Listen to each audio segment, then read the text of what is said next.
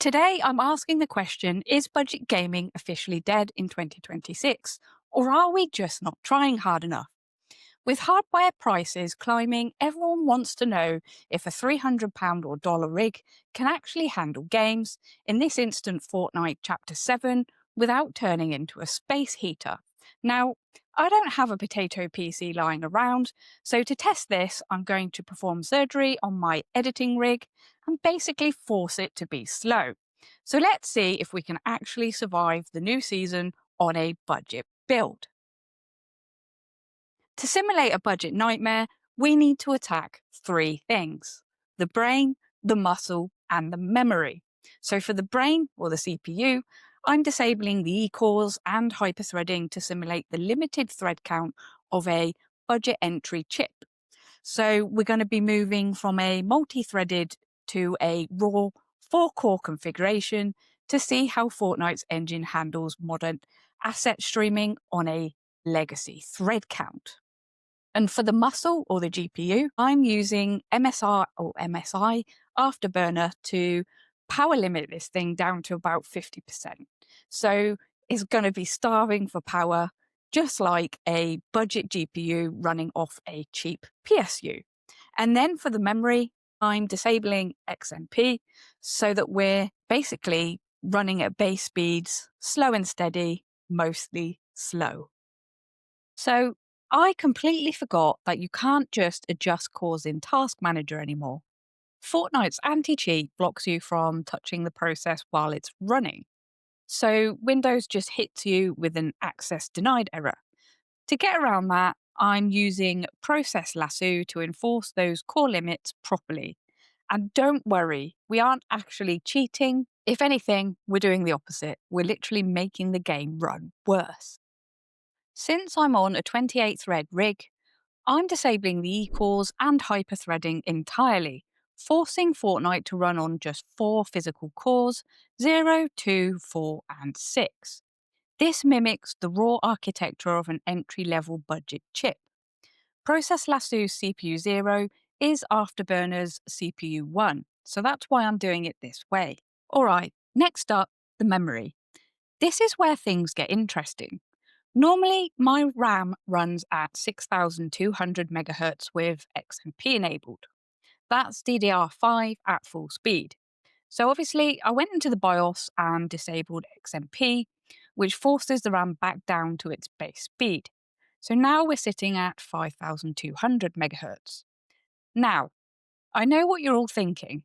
Kim, that's still DDR5. A real budget build wouldn't be running or would be running DDR4 at like 266 or 3200. You're absolutely right, but this is the closest I can get without physically swapping out the motherboard and CPU. The point here is to show you what happens when you lose that memory bandwidth and speed. And trust me, we are about to feel it.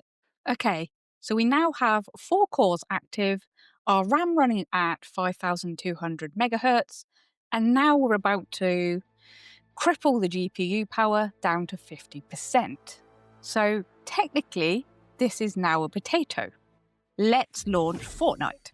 Okay, settings are on low or performance mode, and just look at this frame time. We're locked in at 30 FPS. And look at that, 31.6 milliseconds. That is the exact frame time for 30 FPS. This PC isn't glitching, it's entered a survival mode by cutting the power and disabling XMP. I forced the system into this slow, sluggish rhythm. It's not stuttering, it's just moving a little bit in slow motion. On the ground, it's actually, I'd say, consistent. We're holding a flat 30 FPS, the frame time is a straight-ish line, but here's the problem in 2026. 30 FPS in a competitive shooter is basically unplayable. The PC has given up on trying to go fast, it's settled into this console-like experience from 10 years ago. Okay, it looks as though we're about to go to battle. So this is the real test. I need instant response. And if I'm completely honest, it feels a bit like I'm playing underwater. Even though the frame time is consistent, the input latency is massive. by the time I actually see someone, it's already happened half a second ago. This is the hidden danger of budget builds. It's not about, or always about, the lag spikes. It's about being locked in slow motion while everyone else is playing at 144 or 240 FPS. You're not just at a disadvantage, you're playing a completely different game. One quick thing before we jump into the next segment. If you're still on the fence about subscribing, now is the perfect time to do it. A lot of you are watching, but you haven't hit that button yet. And honestly, it is the easiest way to support the channel. So make sure you go ahead and do that so that you don't miss future videos. Plus, it helps YouTube recommend these types of videos to other people who are trying to figure out their builds. Okay, so with that out of the way, let's move on to the next segment. So our GPU was at 73%, the CPU at 25%. Neither of those components were maxed out, but we were still stuck at 30 FPS. Why? Because starving the GPU of power and disabling XMP, the system then throttled itself into a low power state. So it wasn't working harder, it was working slower. This is the budget trap. When you cheap out on your power supply or your RAM, your components don't just run loud and hot. What they do is they actually downclock themselves and cap your performance. So, if you're building a £300 or dollar rig, skimping on the PSU or running single channel RAM doesn't just hurt your FPS, it puts a hard ceiling on what your system can even attempt. Okay, so I've had enough of that torture. Let's put the patient back together and try again and see the difference. So to achieve that, I'm now restoring all the threads, sliding the power limit back to 100%, and most importantly, re-enabling XMP. Let's see what this hardware is actually supposed to do. And the difference is night and day. Previously, we were trapped at 31.6 milliseconds per frame, pure slow motion. The moment everything is restored, we're jumping straight back to around 320 FPS, with frame times down at 3.6 milliseconds. That is actually nearly a 10 times reduction in latency. And the important part, I didn't magically change a bunch of settings to make this look better. Fortnite settings largely stayed the same between both runs, and I didn't do any crazy driver tweaks either. The only real difference here is the hardware being allowed to run the way it was supposed to. Look at the frame time graph. In the budget simulation, the line stayed fairly flat because the system had basically capped itself. It gave up on being fast. Here, the line drops way lower and stays a bit tighter. That's why the game suddenly feels instant. When I click, it happens immediately. This isn't just about higher FPS or nicer numbers on a chart, this is the competitive gap. When your CPU and your GPU aren't being held back, the game responds faster, action is faster, and it feels like a fair fight again. It's just a shame that the better PC components didn't make me a better gamer. So it's not that you can't play on a budget, it's that you're playing with a hidden handicap and you might not even realise it's there. And just to give you a bit of context, this system is running on an Intel i7 14700KF with 32 gigs of RAM and an RTX 4070 Ti Super. So when it's uncapped, this is what modern Fortnite performance actually looks like. And to be clear, obviously, this isn't a one-on-one replica of a budget build, but a very controlled experiment, basically to show exactly how modern engines like Fortnite react when you artificially choke the CPU power and memory bandwidth. So what did we learn from turning my editing rig into a potato? Well, honestly, I actually got different results than I expected. I thought cutting the power and the memory speed would create a stuttery, glitchy mess. I mean, it did a little, but the reality was actually more interesting to me anyway. And as a quick side note, I did actually realise during production that my MSI overlay was looking a little microscopic.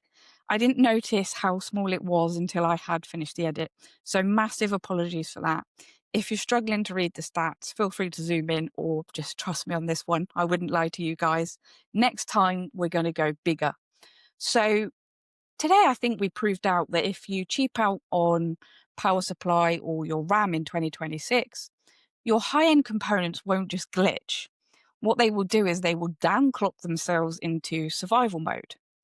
We weren't seeing massive lag spikes, but we were seeing a hard-capped 30 FPS console-like experience. The system itself didn't break completely, it just gave up on trying to be fast. So is budget gaming dead? Not exactly, but it is a little limited. When you're locked in at 30 FPS with massive input lag, you aren't playing the same game as everyone else. You're playing in basically slow motion. So if you're building a budget rig, don't just look at things like the GPU. Remember that your PSU and RAM speeds are what decide if your PC is allowed to actually run at full speed. And if you're currently looking at CPUs and trying to decide which platform handles these bottlenecks better, go and check out my video AMD versus Intel. This is a video where I basically break down the differences for you.